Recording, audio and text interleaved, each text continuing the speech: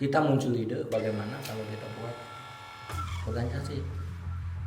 Jadi kita tidak mau dengan Badan Pembinaan Potensi Jawara Banten ini, dengan tidak mau saya menolak sehingga dirubah menjadi Badan Pembinaan Potensi Keluarga Besar Banten dan langsung di ACC judul itu. Ada anggapan bahwa organisasi Banten atau BPPKB ini banyak jawaranya, itu bener nggak sih Bang? Ada yang jago pencak silat atau apa, itu bener nggak sih Bang?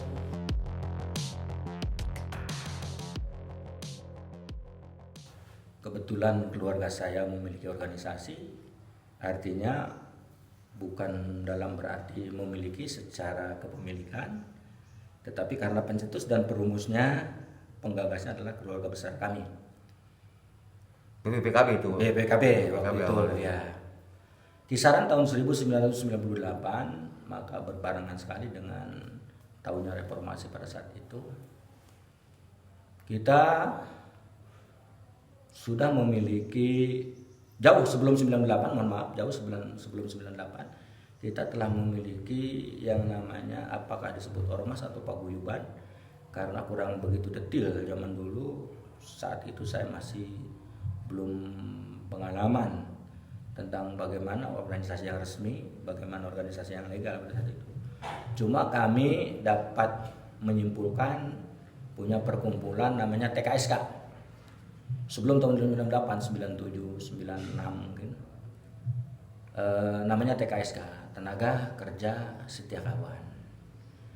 Kami juga sudah banyak rekanan pada saat itu, artinya sudah punya kesatuan dengan berbagai banyak suku, agama, ras dan lain sebagainya.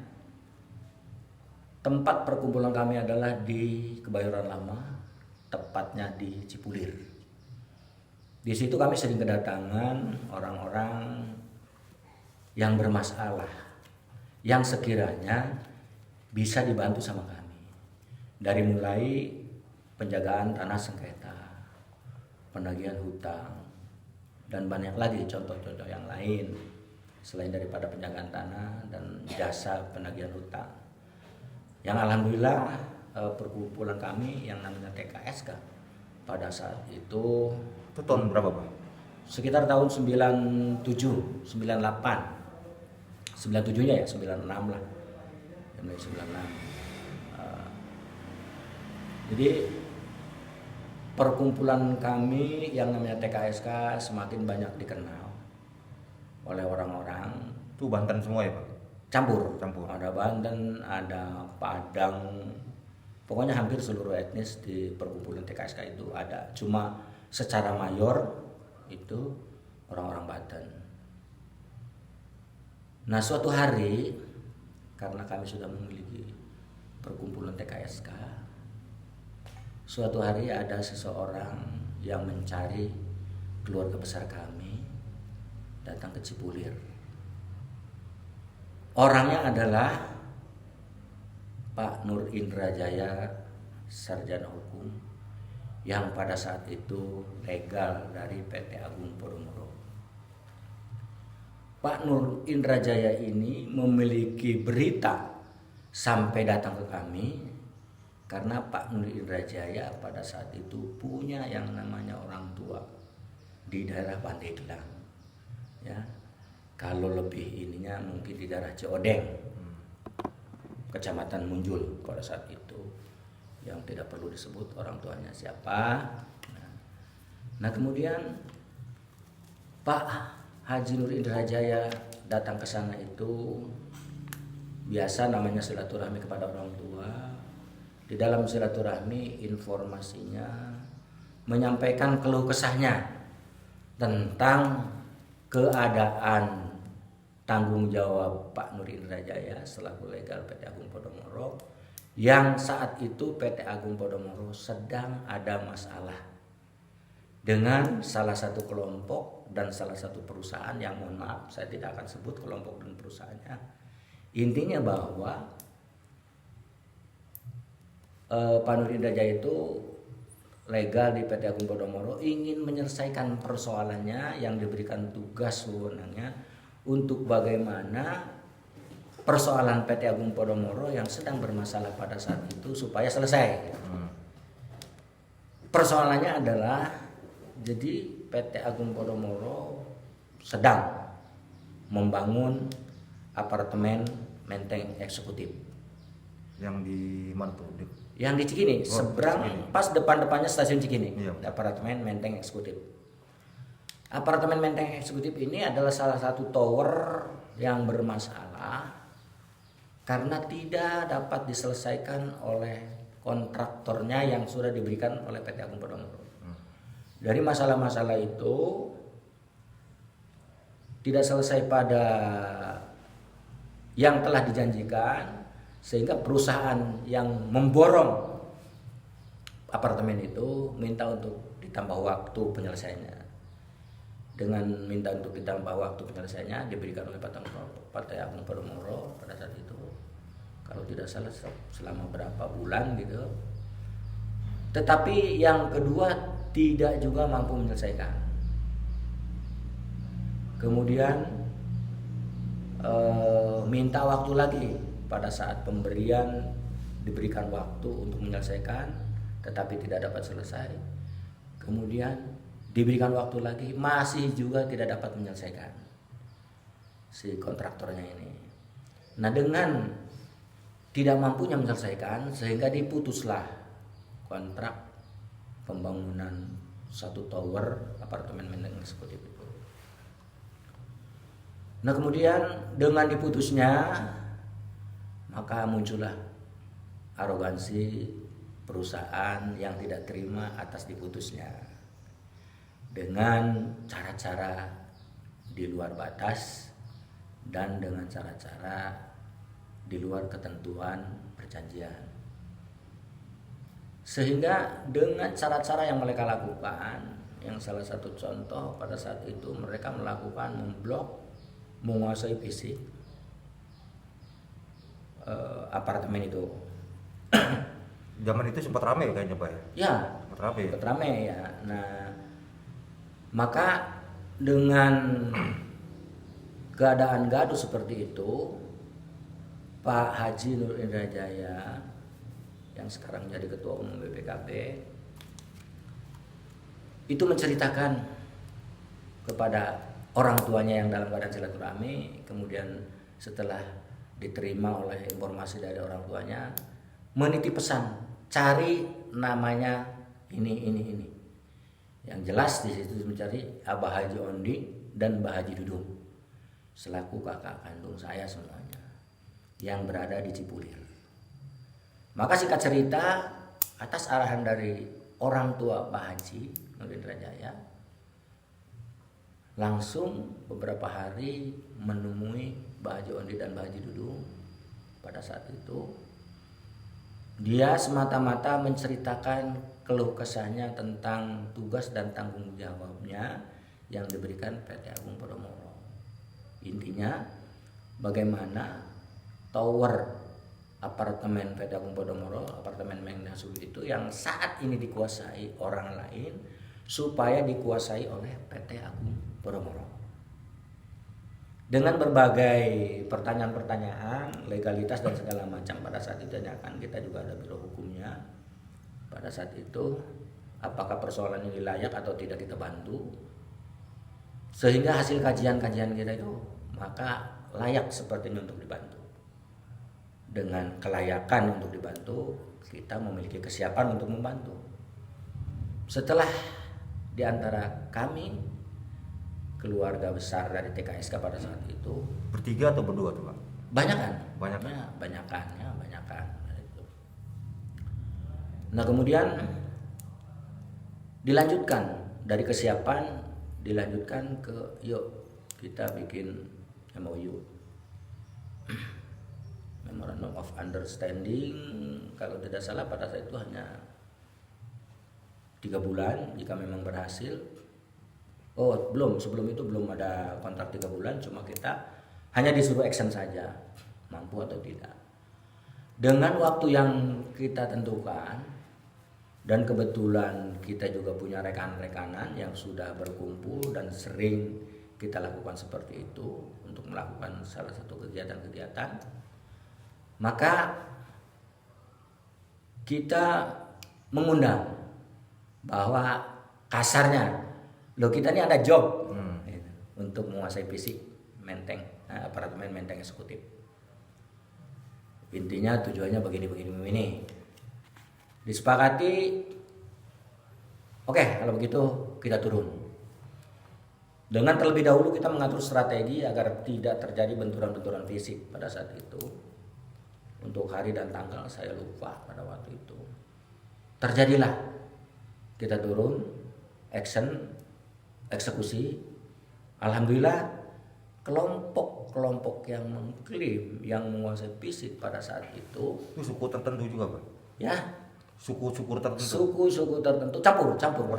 Cuma didominasi oleh kelompok timur. Tapi campur ya. Nah setelah itu kita action pertama, alhamdulillah berhasil, kita dapat menguasai fisik. Setelah kita menguasai fisik, di hari ketiga kalau tidak salah, mereka melakukan ketidakpuasannya untuk melakukan serangan balik kepada kita yang saat itu sedang menguasai fisik apartemen menteng eksekutif. Nah dengan adanya serangan balik, mereka juga tidak mampu. Serangan balik mereka dengan menggunakan kekuatan mereka pada saat itu hanya kelompok-kelompok mereka tidak mampu. Kemudian seminggu berikutnya ada serangan balik lagi dengan mengatasnamakan kelompok semacam paguyuban gitu. Tetap masih bertahan, masih tidak menguasai kita. Yang terakhir ada kelompok dari Banten juga pada saat itu mau mengusir kami setelah diketahuinya bahwa di dalamnya kami. Alhamdulillah tidak berhasil juga. Nah setelah rombongan terakhir itulah tidak ada gangguan lagi secara fisik ya, gangguan secara fisik. Kalau gangguan secara hukum kami juga tidak tahu karena ranah kami adalah di pengamanan, bukan di persoalan hukum pada saat itu. Nah kami diberikan sebuah tempat untuk tidak pulang. Dari mulai pertama dibikinkan tenda dan disiapkan base camp. Ya, siapkan base camp di salah satu rumah proklamator mungkin ya, di Jalan Surabaya nomor 1. Kalau tidak salah itu menurut cerita rumah salah satu jenderal yang ikut tertembak lah dulu, Pak Nasution atau Pak siapa gitu.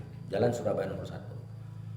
Maka ditempatkanlah kami di Jalan Surabaya nomor 1 itu, sebuah rumah besar yang fasilitasnya cukup luar biasa. Di situ adalah tempat tinggal kita dan kita juga penjagaannya disip. Siang berapa orang, malam berapa orang, tidak semuanya berkumpul. Jadi untuk menunggu shift berikutnya kita di base camp. Tapi di backup juga sama aparat nggak Pak? Tentunya karena ya Podomoro, kami minta kepada Podomoro waktu itu ya secara kasarnya mohon maaf kami siap membackup urusan preman, tetapi urusan hukum dari mulai kepolisian dan lain sebagainya itu urusan Podomoro. Kita tidak tahu menahu, kita juga ingin membackup-nya secara aman. Ya di backup tentunya kan itu. Nah, sudah berjalan aman, terkendali. Maka muncullah satu ide bagaimana perkumpulan kita ini setelah berhasil. Ya, setelah aman, ya, setelah berhasil kita menjaga aman. Kemudian kita muncul ide bagaimana kalau kita buat organisasi. Dari siapa pertama kali itu? Dari Abah apa? Dari Badudung apa? Ya dari keluarga kita. Iya. Dari keluarga kita, ya. Ya Mbah Haji Dudung dan Mbah Haji Ondi, ada yang namanya Pak Encep Ain yang sudah almarhum yang jadi ketua 3. Ada yang namanya Pak Haji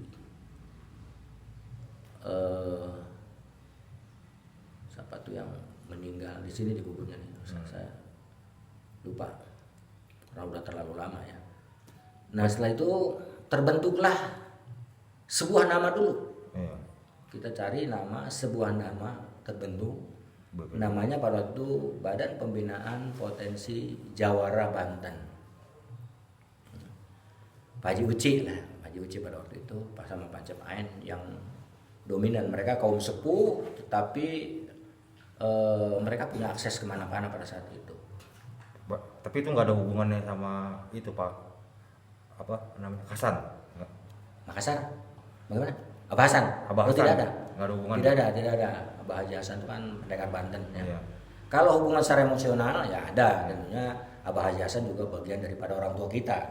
Tetapi secara keorganisasian tidak ada hubungannya. Nah kemudian setelah itu mau terbentuk Badan Pembinaan Potensi Jawara Banten. Itu nama kedua tuh setelah.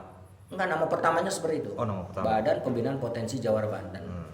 Dengan muncul kalimat Jawara saya tolak. Ya. Saya tolak. Saya bilang mohon maaf, kita jangan Badan Pembinaan Potensi Jawara Banten. Yang memunculkan kalimat ini adalah teman saya yang bergabung dengan saya, namanya Pak TB Kusai Muro. Teman saya waktu SMP, SMA, dia bergabung di Jakarta bersama-sama kita.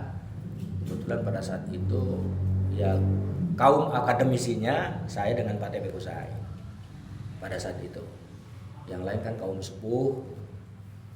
Nah saya menolak jangan Badan Pembinaan Potensi Jawara Banten, tetapi Badan Pembinaan Potensi Keluarga Besar Banten saja. Setelah merenung semuanya, saya jelaskan kenapa saya tidak setuju dengan Badan Pembinaan Potensi Jawara Banten. Kita ini kebanyakan bergerak di lapangan. Suatu saat akan terjadi benturan. Mending kalau benturannya selalu menang. Tetapi kalau benturannya kalah, kok Jawara keok? Kan itu. Betul Pak. Nah, jadi kita tidak mau dengan Badan Pembinaan Potensi Jawara Banten ini. Dengan tidak mau saya menolak sehingga dirubah menjadi Badan Pembinaan Potensi Keluarga Besar Banten dan langsung di ACC judul itu. Setelah di ACC judul itu, segera kita bersiap-siap untuk membuat anggaran dasar, anggaran rumah tangga. Setelah terbentuk anggaran dasar, anggaran rumah tangga, kita selesaikan administrasinya tentang keorganisasian pada saat itu. Dulu itu tidak ada Kementerian Hukum dan HAM, tidak ada Departemen Kehakiman. ya, enggak, kita cukup di Departemen Dalam Negeri. Oh, dalam. Ya. Setelah administrasinya selesai semua, membuat anggaran dasar anggaran rumah tangga juga tidak cukup sekali, berkali-kali banyak yang ditolak, banyak yang direvisi, dan kebetulan pada saat itu belum ada yang namanya komputer, ya, belum ada yang namanya laptop, hanya ada ketikan-ketikan biasa. Yang paling hebat ketikan itu namanya IBM. Kita revisi anggaran dasar rumah tangga di Jalan Pramuka karena di situ sepanjang Jalan Pramuka adalah rental tukang ketik semua, belum ada komputer. Nah, dirubah-rubah di situ. Setelah perubahan-perubahan selesai maka diterimalah SK terdaftar di Kementerian Dalam Negeri nomor 123 tahun 98. Terdaftar pada saat itu BPKB ini. Nih Pak, sebelum dilanjut nih. Boleh. Ini kita santai aja, Bapak sambil ngerokok juga nggak apa-apa. Ya. Ini kan nggak terlalu resmi juga. Jadi ada anggapan bahwa organisasi Banten atau BPPKB ini banyak jawaranya, itu bener nggak sih Pak? Ada yang jago pencak silat atau apa, itu bener nggak sih Pak? Secara individu Pak? Saya benarkan pada saat itu karena kelompok Pak, kita sampai sekarang juga begini. ya. Saya benarkan karena kelompok kita ya kelompok pesilat. Kelompok boleh dikatakan kelompok jawara, tapi jawara positif, ya, bukan jawara negatif. Artinya jawara positif di sini kita hanya mampu melakukan pembelaan terhadap persoalan-persoalan yang dianggap tidak benar, ya. Kita bantu ketika ada orang meminta pertolongan kepada kita, kita kaji. Kalau memang mereka ajukan persoalannya menurut kita lah benar, kita bela. Tapi kalau persoalannya tidak benar, kita tidak bela. Jadi kita dari dulu pun sudah bisa milah mana yang dapat jadi uang berdasarkan kebenaran, mana yang dapat jadi uang berdasarkan tidak kebenaran. Dari sana dari awal kita sudah bisa memilah-milah.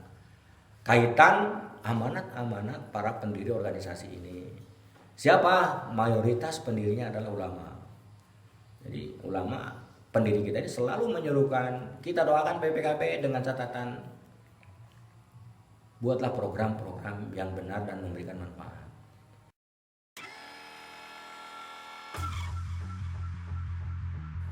Itu bah yang bisa pencak itu kebanyakan dari apa namanya level yang atasnya apa sampai ke bawah juga bisa, atau hanya modal berani aja bah itu bah. Ini kayak dia juga kan belum tentu bisa pencak nih, cuma modal nekat aja berani. Jadi pada saat dulu organisasi ini dimiliki oleh 80% kaum sepuh.